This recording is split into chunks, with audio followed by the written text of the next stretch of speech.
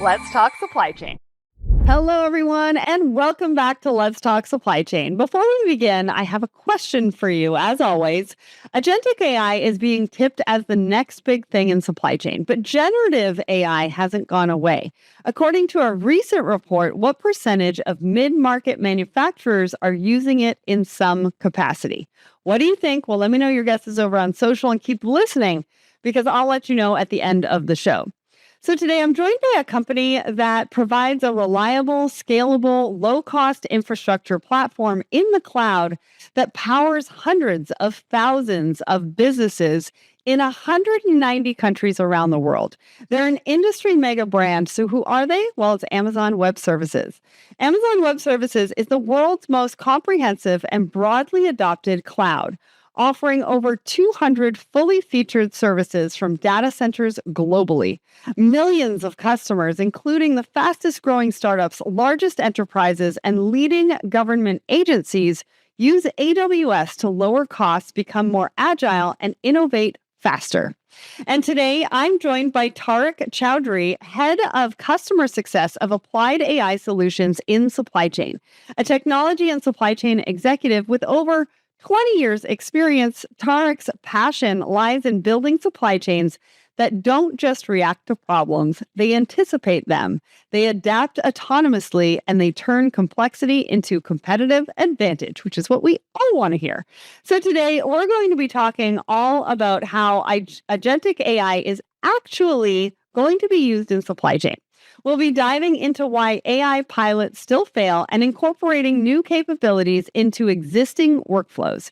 We'll be sharing why cyber risk is now a supply chain problem and choosing decisions over dashboards.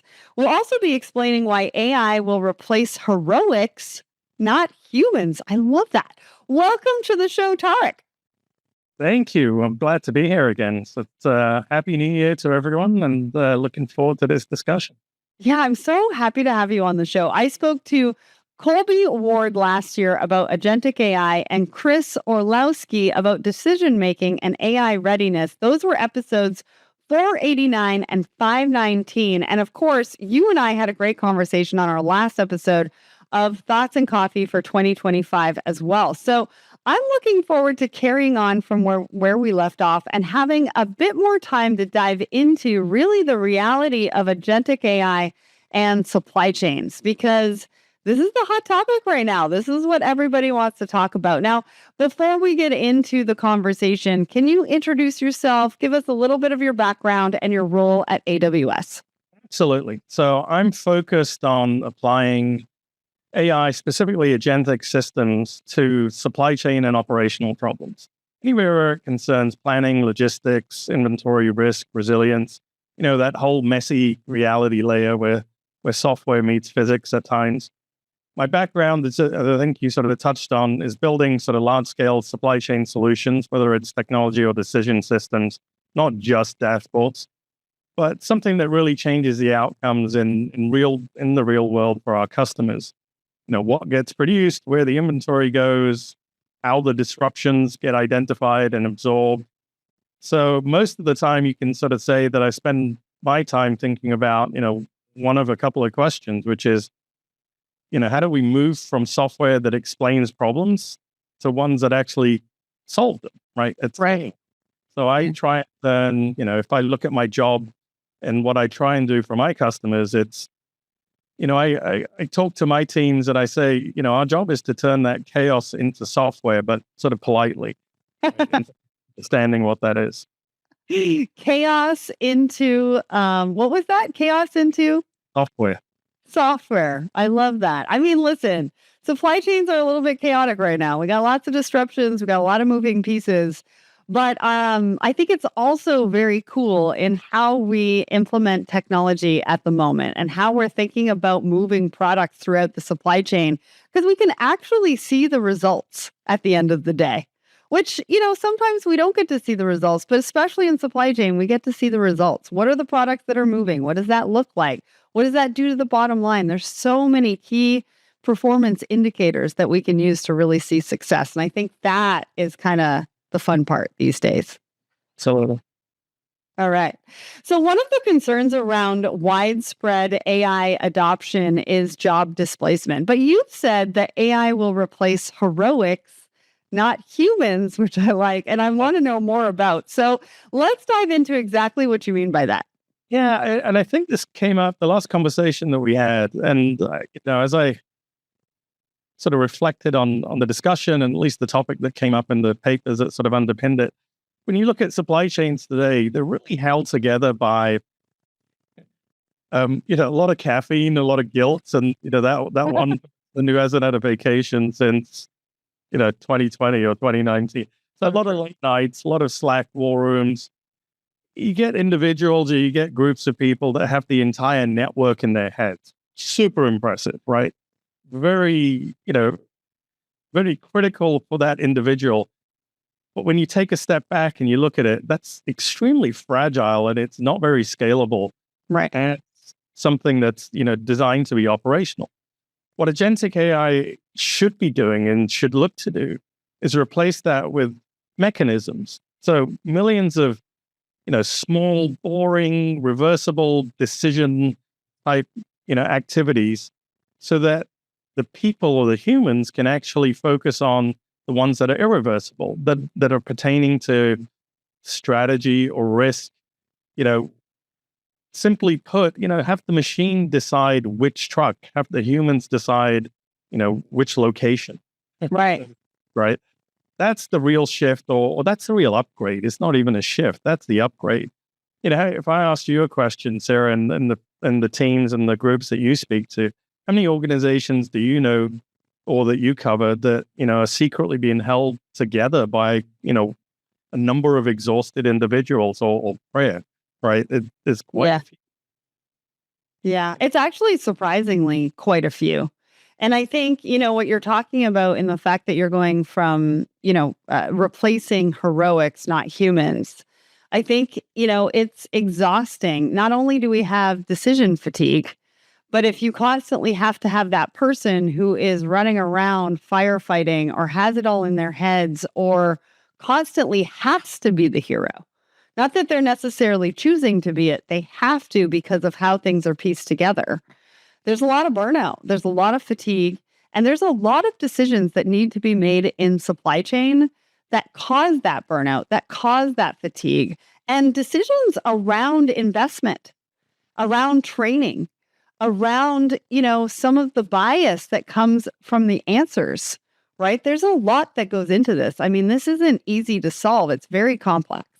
It's and have you noticed, just by taking that a stage further, that companies tend to sort of optimize those incentives perfectly. Right. Wrong outcomes.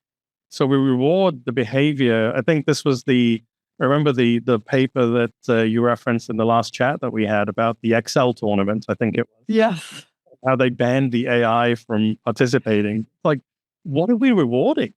Right? We're rewarding the individuals that know which tab to go to and what cell goes, what cell to sort of look at for a particular thing. That's like, if something can do it far quicker, far easier, and it drives the right outcome, that's what we should be looking at.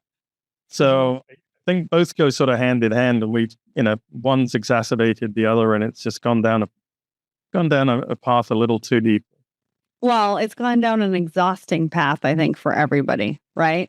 And now we're still quite early on when it comes to developing a lot of the capabilities. And I think I'm talking to more and more people about how AI pilots are still failing.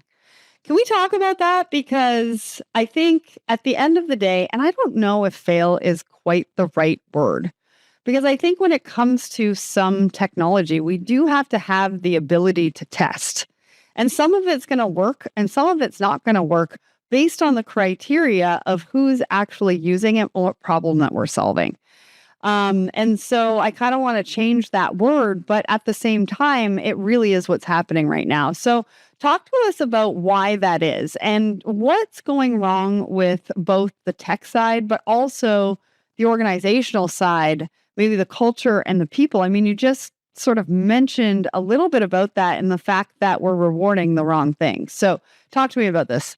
Yeah, I was sort of shifting somewhat uncomfortably, but it was, you know, We've run a lot of pilots. We're working with a lot of customers here at AWS. Most pilots don't tend to fail because, the underlying model is bad. Mhm. What I've seen and what we've noticed is they fail. It's almost like they don't go far enough, right? So they fail because the organizations are almost very good at protecting how the decisions are made currently. Okay.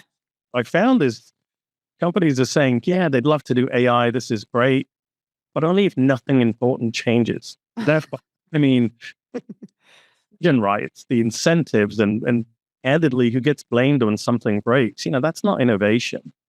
That's, you know, I think I call it automation cosplay. And what I really mean by that, it's like basically AI with a fake mustache, right? So technically, yeah, data's messy, systems are fragmented, processes aren't sort of documented well, or there's inherent bias in terms of understanding how to do certain things, but those are all solvable. The harder part is really cultural. What AI and what agentic AI in particular is forcing, companies and entities to do is it forces clarity about who decides under which rules, which trade-offs, with what trade-offs, essentially how decisions actually get made. And that's uncomfortable because when you interview some of the senior leaders, how often do they talk about changing the decision sort of ownership aspect versus just adding AI on top of what they've already got? So I think it almost doesn't go far enough. They're still looking at it in terms of, I think you led off with you saying, decisions versus dashboards. They're still thinking of it as a dashboard, Right. not thinking of it as something that's fundamental to how they change the way the business is operated. Yeah. Well, I think what you really touched on there is the human experience and how we've experienced life, our professional life, our personal life, relationships both in and out of professional and personal, in the fact that this forces the uncomfortable like you were talking about. There's hesitation because it's going to change and force us to be uncomfortable. But really, an element of the human experience is to blame and shame.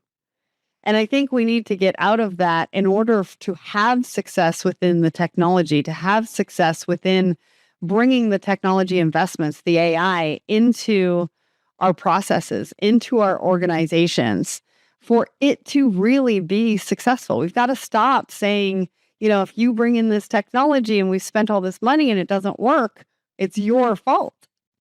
Yeah. I mean, sunlight's a great disinfectant, right? So I think part of what this will allow us to do is bring that to the fore and bring those decisions to the fore. Like, are they the right decisions that are getting made? Are you making the decisions, not just this veneer on top of, what's already taking place? If all you're doing is trying to ascertain and determine what failed, why, and who's to blame, you've missed the point, right? Which is, how do I avoid that to start off? And that's where the decision making really has to come in. It's like, how do I avoid that? That's the piece I think where I felt a lot of the designing and those aspects doesn't go far enough. So it's not failing. I think people are learning. They've maybe had some interesting experiences with, let's be clear. All the solutions and capabilities that have been provided in times past have been that veneer. It's like, oh look, here's a dashboard in 4K. Great, right? It's still it's not necessarily fixing what I needed to fix. It's still sort of cementing the same old behaviors and the same old processes. And this is the opportunity to actually change that, really bring that decision process to the fore, actually get those addressed. But Tariq, it looks pretty and it's in our brand colors. I know. Yeah. I mean, so let's talk about capabilities then. How do you think that we can incorporate new capabilities, maybe integrate them with our existing systems, the existing workflows, but also use agentic AI to surface the need for the critical decisions, but maybe sooner rather than later, or sooner than what we've traditionally had when we have a lot more optionality? Because realistically, at the end of the day, what this should be doing is creating choices. And that's really how we navigate through life. Is every day we have to make a series of choices, and they're going to provide an outcome for us at the end of the day of what that looked like and how our day went. And essentially, this is to support that within our personal lives. So talk to us about that. Yeah, I mean, you hit the nail on the head. The real opportunity here isn't just, integrating AI into existing systems. What you should be looking at is embedding it where decisions already happen into those decision workflows, whether it's planning, procurement, logistics, anything in sort of the execution process. And a good friend of mine had this turn of phrase, which was, time's the one commodity that you can't earn back. And you sort of mentioned it there. The biggest shift is upstream, specifically around timing. Instead of discovering when those problems on, where inventory is going to be late and what that means, or the demand's already missed, use the agent to surface those weak signals earlier. That's when you still have options. That's when you can still decide Yes. what to do. You have more time, right? And your standard processes should kick in and actually manage that more effectively, of a path to resolution. And candidly, that's where I think, those of us who've operated in the supply chain realm, that's where your human judgment in terms of your experience should come to the fore, right? You should be making more of those right decisions sooner. Leaders surely don't want to just have those prettier dashboards at this point and have a better way or a prettier way, as you put it, to explain failure at the end of it. You want to avoid that at all costs. Mm-hmm. So the better you do that, the more you can design it into the system. I think that's where the opportunity lies. Mm-hmm. Yeah. Well, and you talk about getting time back. I don't know Yeah. any supply chain professional that has said that they have enough time in the day to get everything done. They don't. Well, no, I mean, I think this goes back to that incentives piece of it, right? So it's, you get good at your job, you find a way of achieving a certain activity, and then you double down on that and you do more of the same thing. Mm-hmm. And the incentive kind of reward that behavior. Look at, you're rewarding activity, not outcomes. Right. I think if we pivot that to specific outcomes, it would drive a different level of activity, right? Especially if you had the wherewithal to do something different or do it in a different way. Yeah. Well, and who doesn't want that time back? I mean, everybody says, I wish we had more than 24 hours in a day. Okay. And so we reward hustle culture. But really, what happens when we take away that hustle culture and rewarding the fact that we are constantly busy and constantly in meetings, et cetera, et cetera, et cetera? What happens when we take that layer away and we know that something's working in the background in order for us to make our days more efficient? What happens when that happens? And that's where the magic really happens. But we need to make sure that we're not rewarding, like you said earlier, the wrong things. Yeah. I mean, it's going to be difficult. It's going to require a sea change. That's why I think it's going to, take some real leadership, right? It's looking at the organization design, looking at the mechanisms to rewards or the incentives and changing that and having the courage to change that as well. The courage. Mm-hmm. There's going to be, if I look at this, and I know we might be jumping ahead a little bit here, but if I look at this and it's, it's in its entirety, one of the key things that I think needs to be looked at is this notion of a calendar. What agentic solutions or agentic AI, specifically as it pertains to the supply chain management, should call into question is, why am I operating on this calendar? Reality, don't wait until, my QBR on a Tuesday for problems to surface, right? It hits me when I least expect it, and I'm constantly reacting. So if that's the case, why don't I design a system that accommodates that and change the operating mechanism to accommodate it? That's where the scope expands, to a much larger or aperture, because that's what you've got to address. Like in isolation, you're only going to make sort of minuscule improvements. I think if you look at it in totality, you've got the opportunity to do something really unique. I don't know if I should admit this, but I was using a manual agenda or calendar up until I think Q4 of last year. And now I've started to trust technology and the fact that it's got all of my, everything in my calendar that I need to go by. So for me to add AI on top of that, maybe to manage it help me work through it a little bit more is kind of my next step. And I think I'm almost there. But let's talk about that manual work, because I think whether it's dashboards or Excel or actually things deeper, like the knowledge that's in, the heads of the leaders and the professionals within our organizations around workflows, I think AI is really starting to highlight how we as teams, professionals, people are stuck in our ways a little bit. Like I just mentioned with that example of having a paper calendar and being married to manual work. In what ways do you think AI is exposing some of those organizational issues? And I know you just mentioned one of those being the fact that we are tied to a calendar, and the fact that we have to wait until Tuesday for our QBR. But what are some of those other organizational issues that AI is exposing and making folks feel a little uncomfortable?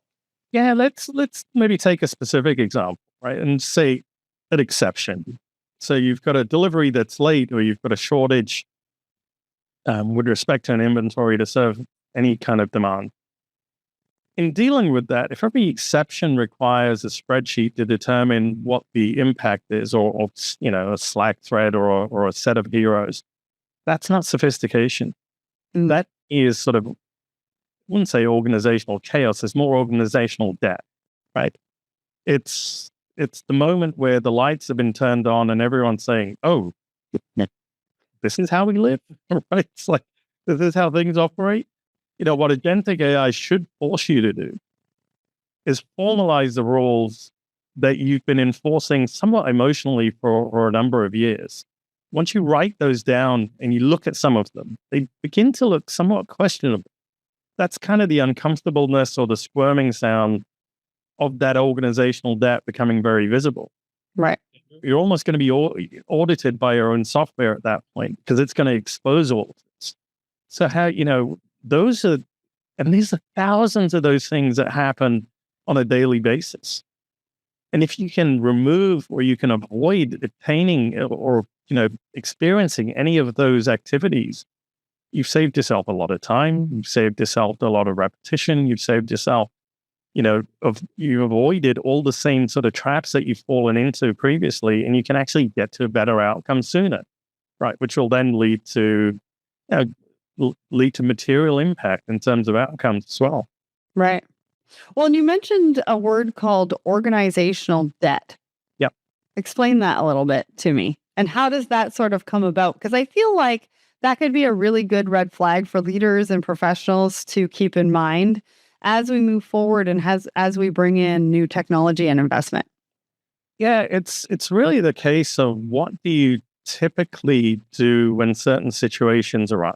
So the example that I gave around, if every exception needed a spreadsheet, every activity to determine sort of an outcome needs, a group of people to get together, you should be asking yourself, why? Like, why do I need to go through that? Because that's a very reactive approach to dealing with a situation that's in front of me. Okay. What are the rules and processes that I follow? Well, if I have a system in place, whatever it is, and I'm still having to do this outside of the system activity, using a spreadsheet, getting on a Slack thread, having a group of meetings with a group of individuals, and following this sort of tried and trusted method, which leads to a very similar outcome, right, in terms of what I end up doing. Maybe it's not the systems, that organizational debt. That's just the process. What I should be questioning is, like, why do I have to do that? What can be done differently? What should I be detecting sooner? And then what rules and processes should I have in place in the system that would avoid me having to document it in a spreadsheet, arranging, the Slack thread, getting a group of people together so I can actually resolve the issue and drive to the outcome that I'm looking to attain. We just take that for granted. Like, here's the way I've always done it. This is what I need to do. Therefore, I will do this. And that sort of learned knowledge just gets passed down from generation to generation. You end up spending your time fighting those fires, less time designing the new system to prevent them. Right. Well, we all know what happens when you get loaded down with debt too, right? Is that it's very hard to get out of. It's very hard to see that light of where you're going. Exactly. And everything's sort of like bogged down with debt. and it's going to make it twice as hard to climb out of it. And that's the confusion between sort of activity and progress. So with that debt, there's a perception like, oh, there's lots of, arms and legs moving and heads nodding, and there's lots of meetings taking place, a lot of activity taking place. In the cold light of day, did that get you to the outcome that you needed sooner? Right. So what should you do to actually drive progress? And that's where I think the pivot has to occur. That's where I think you have to have more courage to actually look at those systems and design the system so you avoid those issues. So let me ask you, what does this all mean for planners? We talked about how supply chain is inherently always on. You mentioned that we're trying to force things neatly into calendars, which AI is going to force us to think differently about. How do we think differently about that? What does AI say about cycles of management? How is it going to change that relationship for people? How do we get behind it from a mindset standpoint to be able to ask that why question? I think so let me touch on the planner one. Sure. And I firmly believe the best planners won't get replaced. Should be if things are, follow a logical path, they should get promoted. They'll spend less time fighting fires and more time designing the systems to prevent them, right? So just to use that analogy and sort of carry that on. You move from why did this happen, which when you're looking at planning, right, justify certain thing, to how should this behave the next time, right? In the future at some point. Those, going back to the heroics don't scale on what we're doing is creating more heroes. Right. And, they, after a while, you just, with the amount of hours and the activity that's rewarded, you're creating an environment where you burn people out. They make great stories in terms of, remember a time when this occurred and I did this, and this was the outcome. And that's that confusion between activity and progress. So I actually think if, planners took a step back and looked at where do they really spend the time, why? I have to derive the planning assumptions and I spend 4 days doing that for the 600,000 SKUs that I've got to manage. Before I run sort of the planning algorithms to look at the output, and then I provide, or then I determine what are the right overrides to perform based on customer priority, some industry change, a new product, whatever the case may be. Okay. Why? All of this information up front, design a system so you don't have to perform all those activities to derive those planning assumptions or the activities to perform the overrides. It will make the system much more effective. And if you're constantly looking at that piece, you reduce the amount of time you spend and you design a better system, which will drive to a better outcome. That's hard. Right? That's hard. We've gone through, a generation of creating and training planners in a specific way. And it's going to be difficult to change that. But I think with the advent and with the application of the right kind of agentic AI and the behavior reward system behind that, you've got an opportunity to really change it. Well, I think professionals in themselves, the planners, have an opportunity to change the way not only that they're doing things, but how they think about the future and what that future can actually look like for them. But they have to understand the story to be able to see themselves within that story to get themselves to that point. And going back to sort of that question about culture, it's really up to the leaders to be able to paint that picture, tell that story, and show the planners or the professionals, the supply chain professionals within that story as to what the future could look like for them if we do get on board and we do make those changes and we do embrace what this could actually mean for our future as a collective whole. So I love that you said that. Now I want to ask you, at the top of this conversation, I mentioned something about cyber risk now being a supply chain problem. I've been talking about cybersecurity and cyber risk and it being at the top of the chart of the riskiest things within supply chain for a very, very long time. And so I'm glad that we're bringing this into the mix of the conversation around AI, because I do feel that it brings even more risk in the fact that we are providing data and exchanging data, and there's all sorts of systems that are attached to each other. What does that mean for teams? Like, where does AI fit into all of this to be able to protect us? I mean, simply put, and we touched a little bit on this the last time we spoke, I thought, right? Which is, I think your weakest supplier is essentially the weakest point of your firewall. Basically, like saying, your network as an electronic design, you're sharing that same sort of, it's the right terminology, I can use, digital toothbrush, right? Used to be only an IT problem. Now it's a supplier problem, a logistics problem, or a planning problem. Right. Because what AI's done, it's sped up both the attack and the defense, which means you can't assume trust. So it's not, the handshake that you had before. You have to design it into the system. So it has to be engineered. It has to be monitored.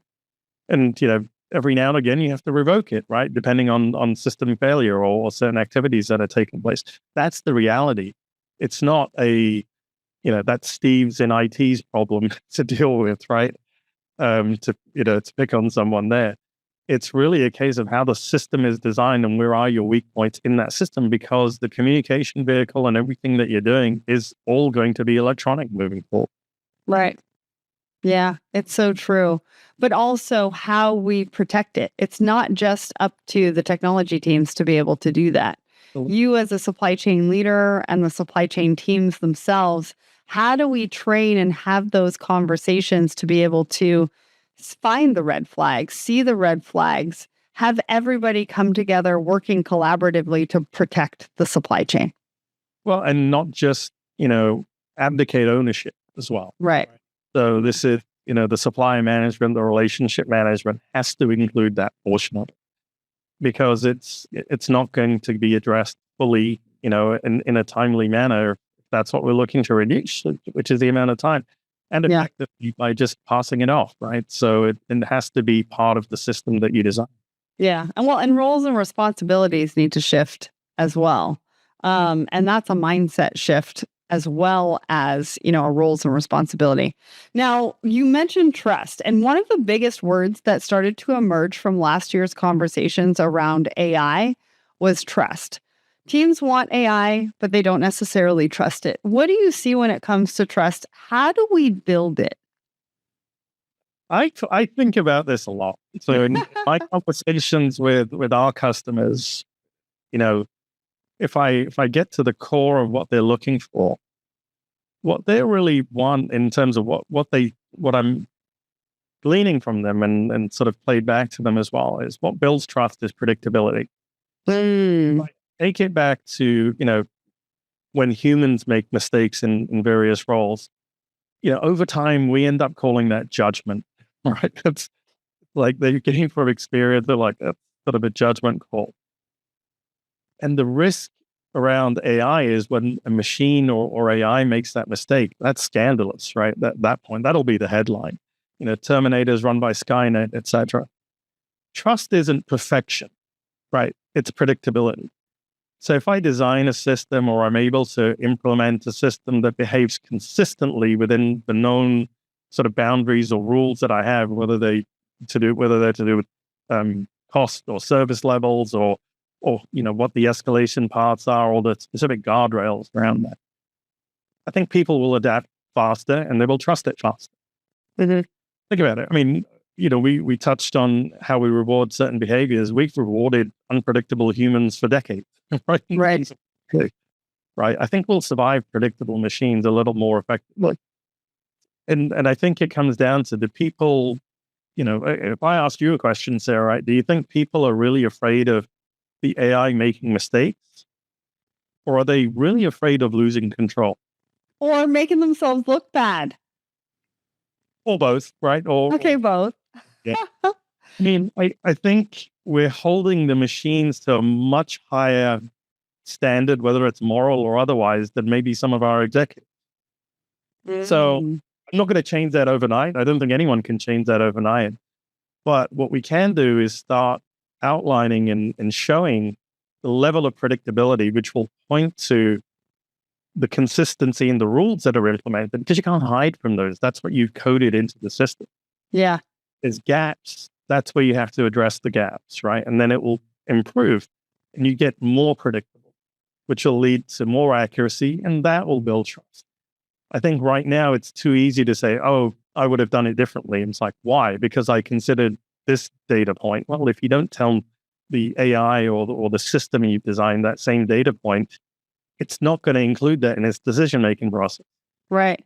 I think part of it is sort of building that trust mechanism into the system, but having the outcome or the metric of the outcome be that predictability aspect of it. I think once you get that, then you're going to have people trusting the solution much more effectively. Well, I think it's interesting, right? Gotcha moments. It's almost like they're waiting for the gotcha moment to be like, hey, this isn't going to work out. I got you. I found it. I found the thing that's not going to work within this system. And you used a really interesting word. You said perfection. Now, when we talk about the human experience, I always talk about progress over perfection. Now, why are we not giving that same grace necessarily to the technology and the tools that we're giving? Because they're realistically only as good as the data quality and the data that we're ingesting into them. And if we're not perfect, how do we expect them to be perfect or whatever you want to call it? How do we expect it to be perfect if we don't practice, if we don't train it, if we don't train ourselves to ask the right questions? I think you're right. I think we're expecting way too much from it. Well, it's like you speak to any golf professional and or any sportsman, and they there's that old adage of whether it's an adage or whether it's reality.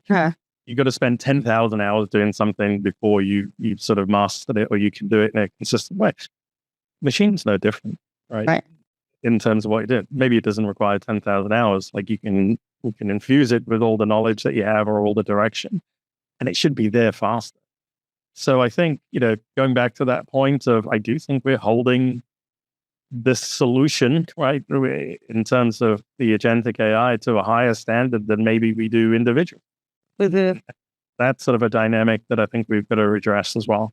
Yeah, I agree. Now, I think from a lot of the research that I've seen over the last couple of months that AI is a top priority for most leaders in 2026. So with scale in mind, I mean, you've said that autonomy should grow with evidence. We've talked about trust, and I'd like to leave the audience with something that they could potentially take an action on right away, or maybe change the way they think about something. So can you share your advice for how businesses can build the trust that we've talked about, maybe prove the predictability, which will then lead to the trust, but also to scale with confidence? Yeah, it's fairly straightforward. It's a case of, the autonomy aspect of it, or at least sort of the growth of agentic AI. You've got to drive it with proof and not enthusiasm, right? Everyone's going to have the best intent in the world, but the proof is going to be around the results. So the advice is start narrow, measure those outcomes, and then expand the scope. Right. Look at the areas where, ensure that the human oversight, because I think that's the other risk that I do see, which is, when you embed the human oversight, make sure that doesn't become a bottleneck either. Right. The real product isn't necessarily the model, it's the guardrails, right? So what you have to improve over time. So those cost thresholds, those service commitments, those, supplier rules, that escalation logic, agentic AI should be viewed as simply executing what the leadership or the group actually believes. That's uncomfortable, right? It can be, but it's honest because it's going to do what you tell it to do. Right. So don't ask how autonomous can we make this, but ask how predictable can we make this? Be the first thing. Blind faith is terrible for inventory management, right? It's really, something that should be left to, I don't know, philosophy or theology or something. But, what agentic AI won't do is make supply chains magical, I should say. It'll make them less heroic, less fragile, and less dependent on, one caffeinated, exhausted human rested on vacation for 3 years. And if we do it right and you do it in that incremental manner, it's I genuinely believe it's going to be maybe not the most radical, but it's going to be the most impactful innovation that we've had in decades. Mm. As long as we're preparing people to design systems and not just babysit. I think that's kind of the risk, right? Or that's kind of the gotcha there. So if you start narrow, measure those outcomes, then look to expand the scope, but that focus on the predictability aspect of it, you got a real chance at really driving some very meaningful outcomes. And we might be able to send people on vacation. Like send people on vacation, always a good thing. For some rest and relaxation. Now, everybody's talking about AI, but the conversations I'm having with the team at AWS really feel unique, right? I love this idea of just going back to the basics a little bit and then finding the balance between hype and reality. If we're going to be successful with our own technology transformations, we really need to dig into the strengths and weaknesses of people, organizations, and AI without emotion if we're going to understand how they can be united for the best outcomes.